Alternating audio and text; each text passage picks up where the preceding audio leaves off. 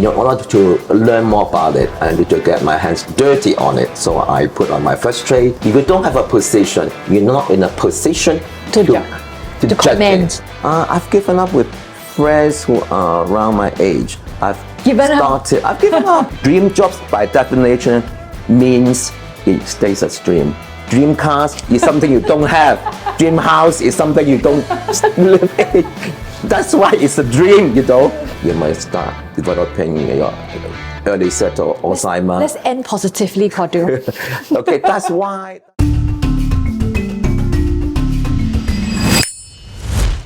Hi guys, welcome to Mind the Gap. So today we have a very special guest. We have Chordio Chan, whom I've heard for a long time through a colleague of mine. So welcome Chordio, and I will leave him to tell you about his glorious career.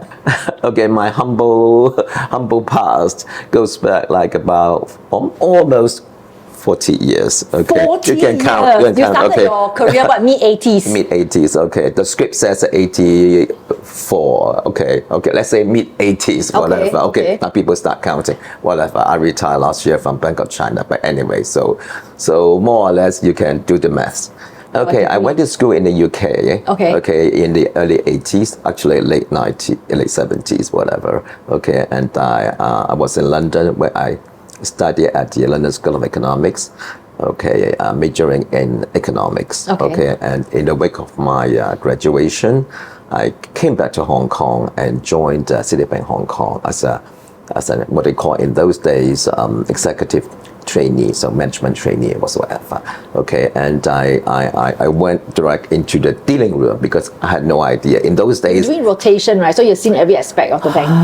No, actually, because it was a very specific area. Unlike all the management trainees, they would have had a 1 or 2 years rotation in various areas of the bank, but I didn't get to do that because in those days, okay, the treasurer, my boss's boss, decided that no need to do other areas. We are very specific. Just come straight to the desk and start learning about trading and making some money, and that's all we want from you. Okay, so how long did you do that for? Since these days. Oh, until now. So you had the same job in Citibank for over 20 years. Yes, and then afterwards Bank of China. So my entire career, I've always been on the buy side as a trader or as a portfolio manager. I've not done anything else other than that. So I used to always joke with my friends and colleagues, put me in any other areas of the bank, I would have quit or they would have fired me because I cannot write anything, not even a CA. I cannot read a CA or what they call RFP, request for proposal. I'm no good with words, with email. Guru of trading. No, just trading. You don't need much of other skills. You not writing skills, not reading skills, nor relationship skills whatsoever. Just take a punt. So with your background about over 40 years in trading, how did you, because from what I understood from my colleague, that you were encouraging him, advising him to jump or to embrace digital asset. That's actually quite rare from people I met in the traditional finance, especially someone as senior as you, and that was quite a few years back. How did that happen, or how did your personal journey into that space happen before you give this advice to my colleague? Okay, then again, even though I have come from a traditional banking background with traditional trading instruments all the time, from fixed income to balance sheet management, swaps, derivative and stuff like that. I don't usually dismiss like novel or new instruments whenever it comes up, right? I was introduced to cryptocurrency by obviously the next younger generation people, and most people my age would be quick to dismiss, okay, it's a scam or whatever. We're too old to learn about that. But I don't work like that. It's okay, tell me about it. And in order to learn more about it, I thought and I decided that I need to get my hands dirty on it. So I put on my first trade and then my second trade, and then I started, because once you have a position, this is always my doctrine. If you don't have a position, you're not in a position to judge comment. it. Yes, agree. Once you have a position, it becomes okay. Every day, every other second, you think about the P&L going up and down. You see, so you want to know more about it. You see, so over time, I think my learning curve got steepened. And then whenever I run into situations where I had doubt and things I didn't understand, I would go to Dylan, who obviously had a much steeper learning curve than me, and he was always in a position to advise me. Okay, so Dylan's my colleague that I mentioned earlier. Right? Yeah, so he was also my sifu at the same time. Wow, okay. So how is it different when you first started trading in digital assets? How different is it from your past trading in TradFi, like traditional finance? It's quite different because, firstly, crypto is personal trading for me, because I think until now, banks are still not allowed to put on crypto positions by regulation, but so it has always remained a kind of a personal trading for me. And what I did in the past was essentially the bank's position. So the mindset is very different, because when you trade any instrument, traditional instrument on the banking book, there's a bunch of compliance rules. You have regulatory that you have to follow. So it's very different. You have to worry about the bank's capital, liquidity, and such. So the mindset is skewed towards meeting those requirements, and at the same time hoping to make some money. But personal trading, you don't have to think about those. You are only answerable to yourself and nobody else. So the mindset is very different, and I kind of enjoyed that, even though I did not make much money during the journey. I think at the moment, we have always been talking about more traditional institution or financial institution coming into digital asset space, and obviously there is a lot of, in general, there's still a lot of hesitant, and there is still a lot of I would say considerations for that. So do you have any comments on that? I mean, in terms of like what do you think? Why, number one, there's so much hesitation, and do you think they are valid? And what should be the mindset that they should have? Yeah, I think you have rightly pinpointed or made a very good observation. Actually, I've been asking the same question in the past 5, 6, 7 years. Okay, I think crypto has a very short lifespan so far, right?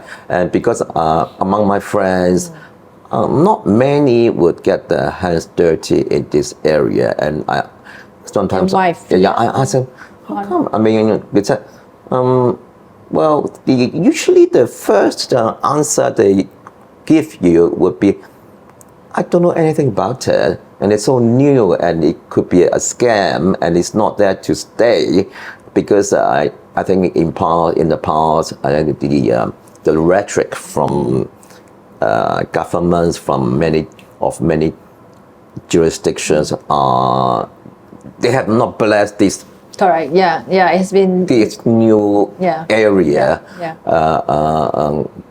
such that average investors would prefer to stay away from it, and they figure that if I have done well with traditional instruments like stocks, bonds, or whatever, I would have made enough money. Why bother? Why bother? Okay, so other than the fact that it's so new and it's learning curve is very different. People will find it hard to understand the mechanism, the algorithm, or the blockchain technology behind. So let alone how to keep and they've heard a lot of stories about people losing their USB, their whatever, their with their position, their crypto being kept in the wrong place or in a hard disk, which had just been thrown away by their wives. Okay. They might have made a ton of money, but they did not do well with safekeeping the bitcoins or whatever. So a lot of fear. All this has been a lot of fear, right? very off-putting to a lot of potential investors per se. So have you successfully convinced, beside Dylan, my colleague, some of your friends who somewhat listened to you, and what did you say, if there is any? Have you, managed to convince anyone beside Dylan? Yeah. I've given up with friends who are around my age. I've given up. I've started Yes. to actually encourage in my old employment younger traders in their 30s or in their 20s to look into this area. Why did you give up on? I'm just curious. Why did you give up on your so-called age group? Is it? My age group. Why? They're very dismissive. You try to talk to them, like, hey, I got your no, this is not for me. They're busy with trying to come to grip with their new phone apps, let alone crypto. Hello. Okay. But even them working with a partner, as in like engaging a professional to do it for them. Because some people, they engage a professional money manager, right? Even with that, they will be close to the idea as well. But there are many professional money managers who are equipped with this kind of skills. True. Okay, maybe 5 years ago, maybe more these days, but 5 years, 10 years ago, I think many money managers weren't sufficiently equipped with this kind of knowledge. So they would have, I would assume they would have advised the clients to stick with traditional instruments. Say if you would have gone to a private bank or wealth management RM, I don't think they had the knowledge to advise you otherwise. True. Right. So you have given up hope on your peers and move on to the younger. What did you tell them? Yeah, what did you tell them? I said the fact that I had stepped foot into crypto trading was because I had not done enough study or homework about it. So no, I did not get paralysis. Yeah. So I wasn't, I did not get scared of it. You see, most people would have, the more you study, the more worry you get. So you got your feet wet, like you learned about it, and you, you say, you don't have a position, you are not in a position to command. Right. Okay. Once you have a position, now we're talking. Right. So I don't mind. It's always been my philosophy that it's okay to lose money. You're not losing your shirt or your pants. You're not remortgaging your house to bet on it, right? So it's okay. It's money, spare money that you put away.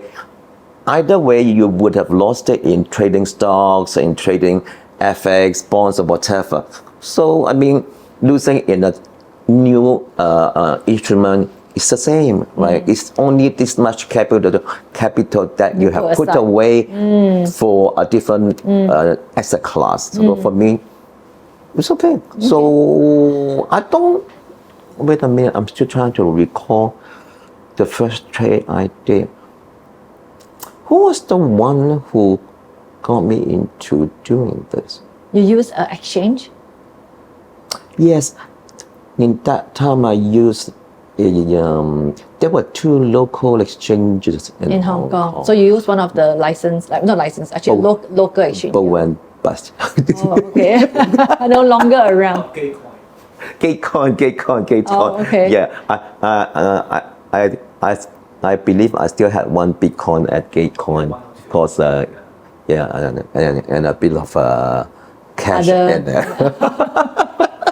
But it's okay, it's part of the learning curve, right? So with all the experience that you have, with all the wonderful stories that you have shared with us, if you were 20 years right now, okay, if you're 20 right now, what kind of advice, career advice, for example, that you would give to a 20-year-old Chordio?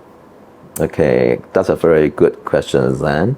If I were 20 something now, Or like 20 to 30, would I early have career? done very differently in terms of choosing a career, making career decision? Or mindset, like Mindset-wise. attitude and mindset. If I had the financial freedom, I would have wanted to be a chef, or Really? You want to be a chef? Okay.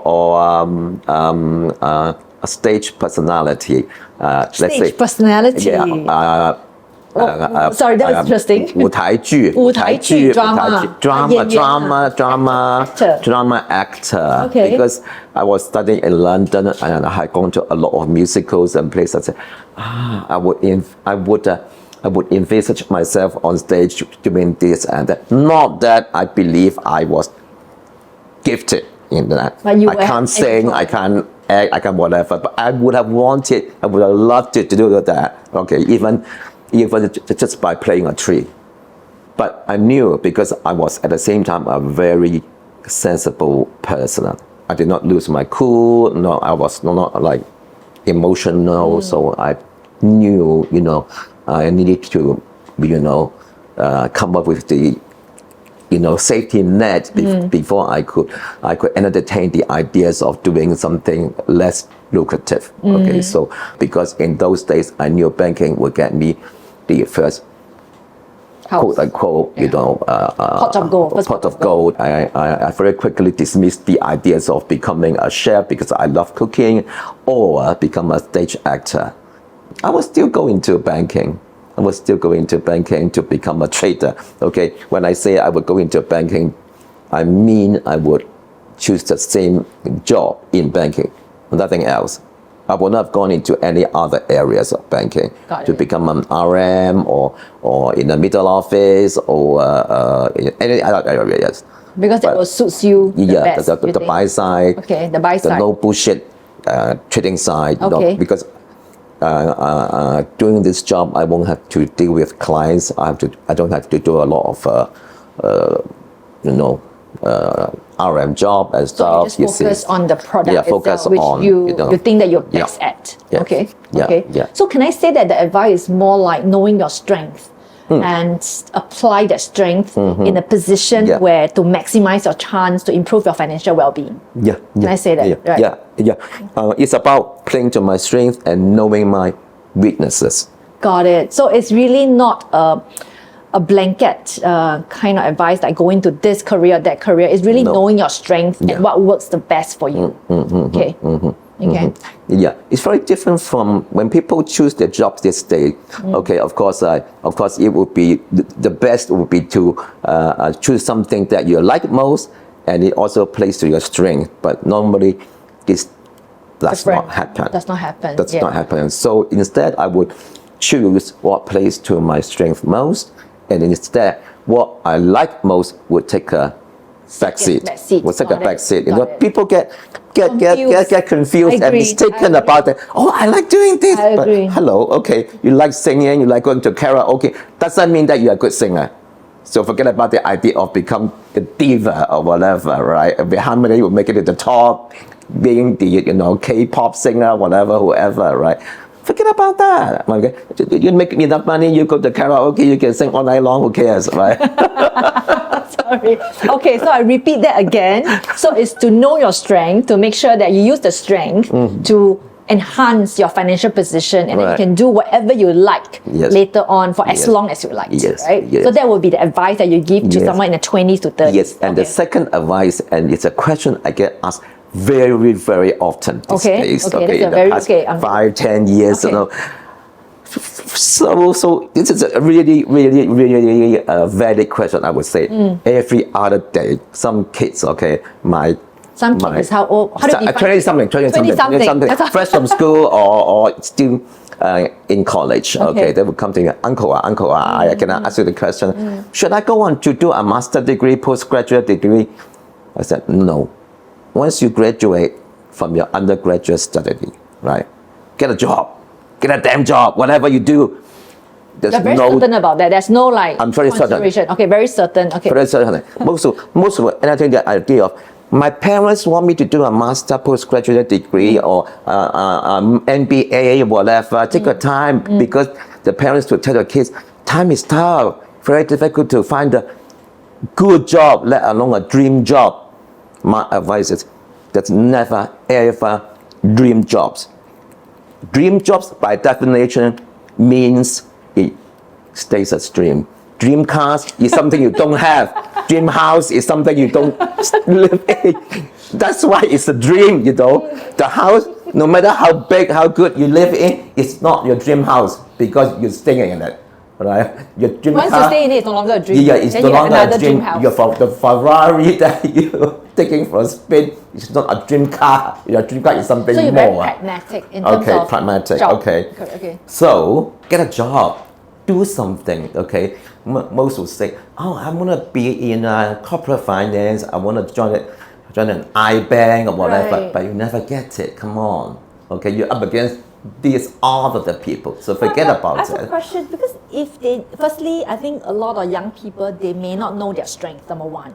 And even if they know their strength, they may not know the job that makes them the most financial rewards, right? Like, you know what I mean? I think a lot of times they say, I hear you, Chordio, but how do I firstly get to know my strength? Okay, I'll answer that question one by one. Yes. Firstly, with regard to their strength, I think they're usually around 21, 22 upon their graduation, right?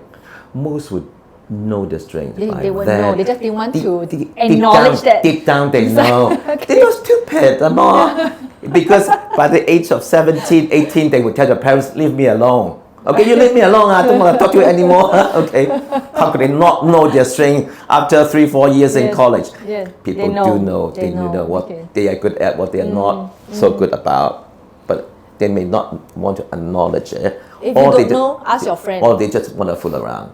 Or, Right. so my advice is that, okay, I'm very non-mainstream when it comes to making advice to younger people. I love it, yeah. I told them, I keep telling them, there are two types of people you don't want to listen to. Firstly, is your professor. They tend not to know too much about the real world. The other will be your parents. The parents will kill me. Don't listen to your parents, because parents have this obsession about their kids being something great. Not necessarily that you But wouldn't that be aspire good? to be. Or parents will, okay, do this job that will, provide you with the necessary financial stability or freedom, whatever. I don't know, but in many cases, it's probably not you're good at. So it's not about the money making part, it's really emphasizing Like you're not on good at you're it. You're not making money either. Yes, But yes. it would be difficult for you to make money. If you're not good in it, yeah. You're not good at it, right? Yeah. So okay. About the first question, okay. Yes, yes. I think people do know when they are like 21, 22, what they are good at. I'll be very blunt and I'll be very cruel. If you don't know by then, you are probably not as smart as you think you are. So forget about it. Sorry, this is my advice. That's personal advice. That's Uncle Chordio, Personal okay? opinion. That's why you. So going back, like, in case like they know what they're good at, so how do you connect that to being in a position where to capitalize on that to improve your financial well-being? Just go get a job. Firstly, do not go into doing a postgraduate study on your parents' money. You get a job, you put away some savings. A few years later, 3, 4, 5 years later, you want to do your postgraduate study on a part-time basis or full-time basis. That's No okay, problem. no problem. On your Don't money, use your because you parents'. value it, you treasure it more. Because you will know what you've been missing or what you are lacking. You know exactly what you want. If you think it's still imperative for you to do a master degree, then do it on your own money. If you don't think so, then don't do it. Because in most cases, I would think it's quite irrelevant. Right. It's quite irrelevant. It's just something that looks good on your CV, but when from the perspective of employer, who do we usually hire? We hire people who are mature, who are problem solving, who are always ready, prepared to help out your colleagues, your bosses in terms of solving a problem, instead of full of academic idea. Okay, I have a PhD degree or whatever, and I'm too good for this, I'm too good for that. You're always thinking about finding a job elsewhere. That's no good. So I remember when you give advice to Dylan, he's in his 20s at that time, and why digital assets for him? I'm just curious, because you were asking him to be to look into digital assets. Like, why for him digital assets? Okay, firstly, he's a very smart kid, and he's very receptive. He's very receptive to the new ideas, because when I talked to him, he did not show any resistance or any dismissive behavior or thought about ideas that I brought to him. So I thought, because I also knew that what we did was not really his cup of tea. So it's okay, people come and go. I don't mind, people come and go, and because he's done it for a couple of years or 3 years, 4 years, and enough is enough, you see. So if you go on to doing new things, unlike my time, we stick with the job for 40 years. But time is different, Things don't necessarily have to repeat. So try out certain jobs. If it doesn't work for you, think about something else. It doesn't really matter. Okay. Yeah. So again, Dylan, you said smart kid, open-minded, hence digital assets. And yeah, because what we did, which was kind of considered as traditional asset classes. Right. So the next thing would be, because it was just beginning, it was such emerging as a new class of asset. Got it. And I think he needed to be at the forefront of it. Got it. Yeah, ahead of everybody else, and he did. Ahead of everybody. I just wanted to highlight that. Yeah, ahead of everybody else. Okay, got it. Yeah. Okay. So that's 20 to 30s. How about if you were 30 to 40s right now and someone mid to senior position career right now, Chordio in that position, what would you advise him?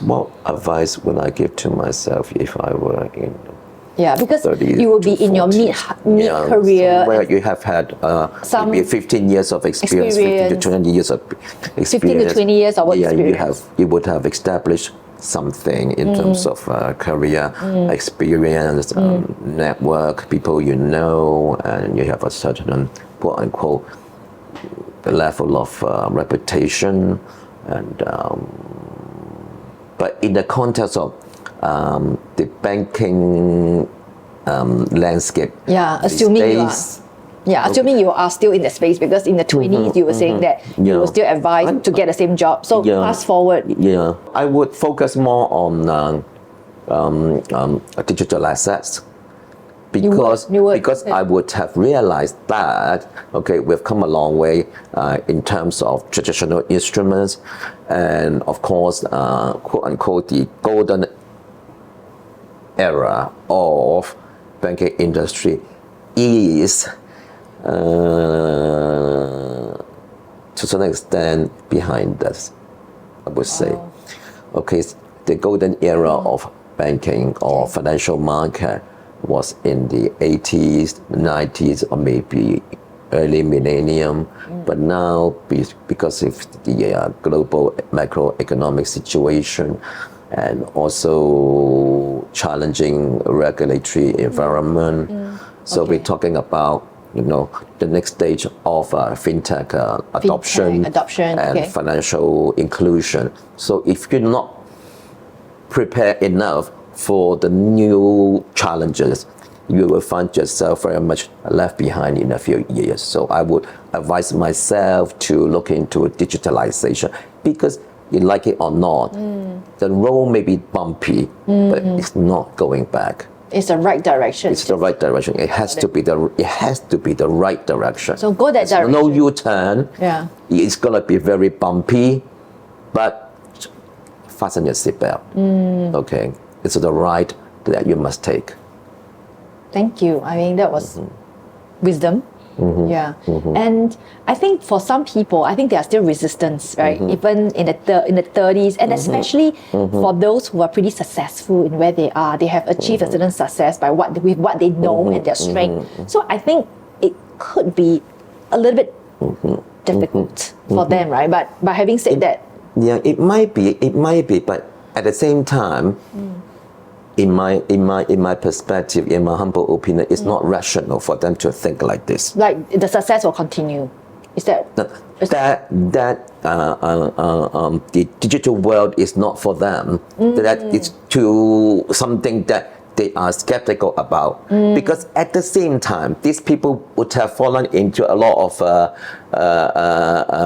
computer scam or all this fraudulent scam and stuff, and yet like potential traps with respect to traditional instrument, right. And it's okay for you to squander your money, or you to throw away your money in this area, falling into all these computer scams with traditional instrument and not venturing into digitalization. Right. To ignore it doesn't make sense. It is just irrational to me. Right. Irrational. Okay. Thank you.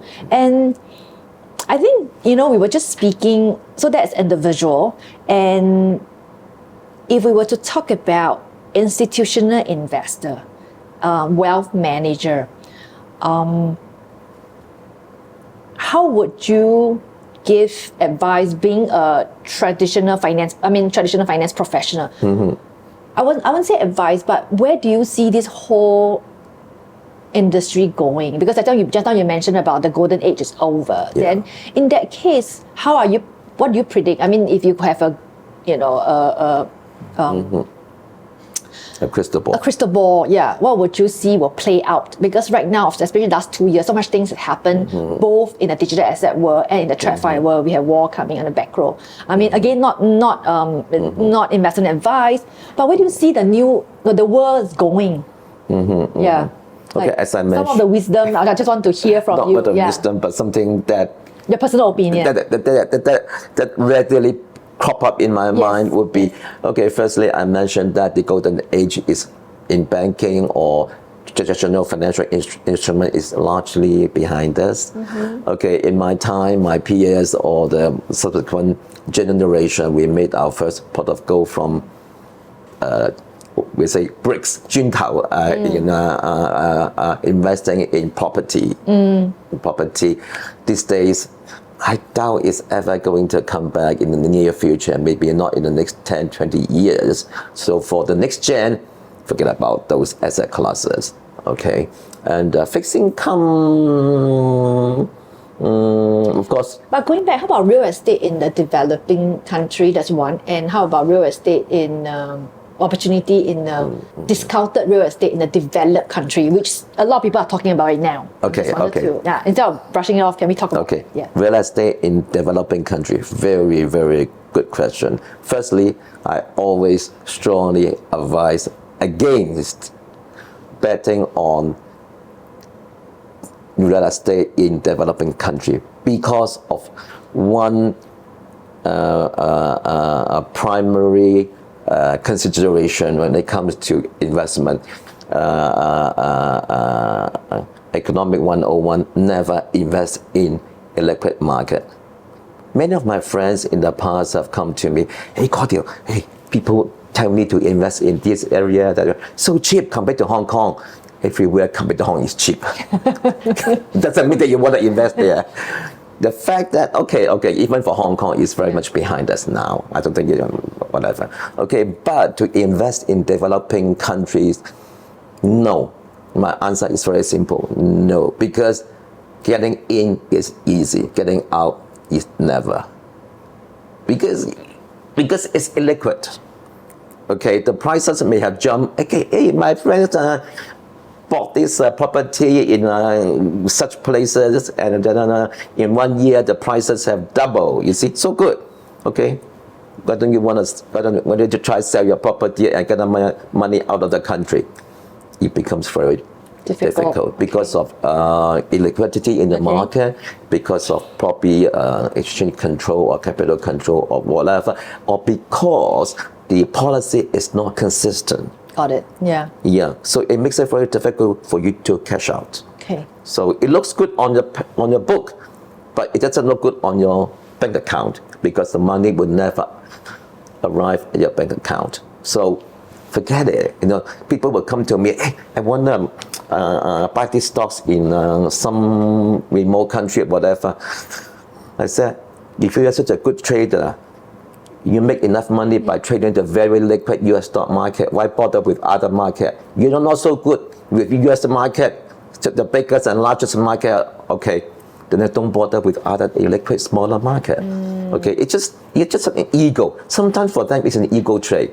Because you would talk to some private banker or whatever, they will advise you, hey, come on, this is the latest fashion. Everybody, gets this trade, and you want to join the bandwagon before the train left the station and whatever. No, don't do that. Don't do that for ego purpose. No. It's the money in your bank account that counts. Right. Okay? Do the simple thing. Never ever do structure complex deals. Just do the most simple vanilla trade. Buy, sell, in, out. That's it. Right. So that's nothing fancy. Okay. Money is not fancy, but money is good. Right. Okay. So Chordio, how about undervalued asset class, like sort of undervalued real estate in developed country? Because I know, because the fact that you have chosen digital asset and digitization, just want to make sure that we talk about other asset classes as well. Okay, in developed market, there's always liquidity, usually. Yeah, with that's right. Developed market, that's why it's developed market, right? But it depends. Okay, it's pick the bottom and the top, right? But at this stage, are we comfortably in saying that the market has it's very close or has reached a bottom, such that it's being considered as undervalued? I'm not sure about that. I think it's a long way to go before we see a meaningful, sustainable rebound. There may be some rebound, but a major turnaround in the market is a long way to go, with 2 regional wars going on, and with US interest rate at 6%, and no sign of near-term or medium-term Fed rate cut. I'm skeptical about investing in real estate, even in developed market these days. Okay, thank you. I just wanted to share that the reason why I talk about all the different asset classes is that because when you first jump into like the positive or you're so positive about digital asset and digitization, I just want to let everyone know that you have considered other asset classes. I'll be honest with you. I was in London last week to complete the purchase of my one of my apartments. Okay, and actually, the moment I completed it, the moment I wanted to sell it. Why did you buy it then when you wanted to sell it? Good question, because I bought it like 4 years ago. And you just closed it? Yeah, because it was just finished completion. Right, okay. Because you bought it pre-construction. Yeah, pre-construction. It's 4 years. And 4 years ago, US interest rate was 0 to 50 basis point, and there's no war. Not even the Ukraine war has started. Okay, so the entire macro environment, geopolitical tension wasn't there. It's just a whole different game. Now, in retrospect, I was stupid. Okay, so I didn't know what the future had in store for us 4 years back. Like nobody knows. Now, with this consideration, I'm not so optimistic anymore. So I just wanted to get rid of it and kind of start de-risking. I want to put more money in cash instead of in risky asset. Right. Risk asset. Cash or digital assets that you mentioned. And okay, so this is like digital asset. I already started Moving. already accumulating Later. those. Okay, yes and no. Some with better luck, others not so lucky. But still, I'm holding on to it. So, but of course, it doesn't constitute a really big percentage of my entire portfolio. So I'm okay Right. with it. And of course, the other thing being, I'm not leveraged on it. Okay, so I'm not leveraged on any or most of my investments. So I'm good even if interest rates are rising. I'm not, being slaughtered by the margin calls or Right. whatever because of rising interest rates. Right, and I'm pretty sure, I think looking at, your general portfolio construction, having a different asset class, introduction of different asset class, digital asset will always be a positive, in a way, positive allocation in terms of risk management for your portfolio, right? So I think just now we just sum up that, your glorious background in traditional finance, the 40 years of trading experience. Near 40 years. Near 40 years. Near 40 years. 39 and a half. And what are you doing now, Chordio? Just want to say, joking about Citibank, and later on you went to Bank of China. Yes, and yes. What are you doing now? Okay. I actually retired from Bank of China early last year. Okay, and of course, deep in the middle of the COVID pandemic, and actually enrolled myself into a baking school. Baking school. Baking school. I just want to bring you to the point earlier when they said that do what you are good at and do what you like later on. Exactly. I'm not good at baking, but I love baking. I love cooking. Okay, I was titled the midnight diner by my friends. Midnight diner. Because private dining. I love cooking. But I usually start cooking at midnight. Just to after work, just to relax. Just to relax myself.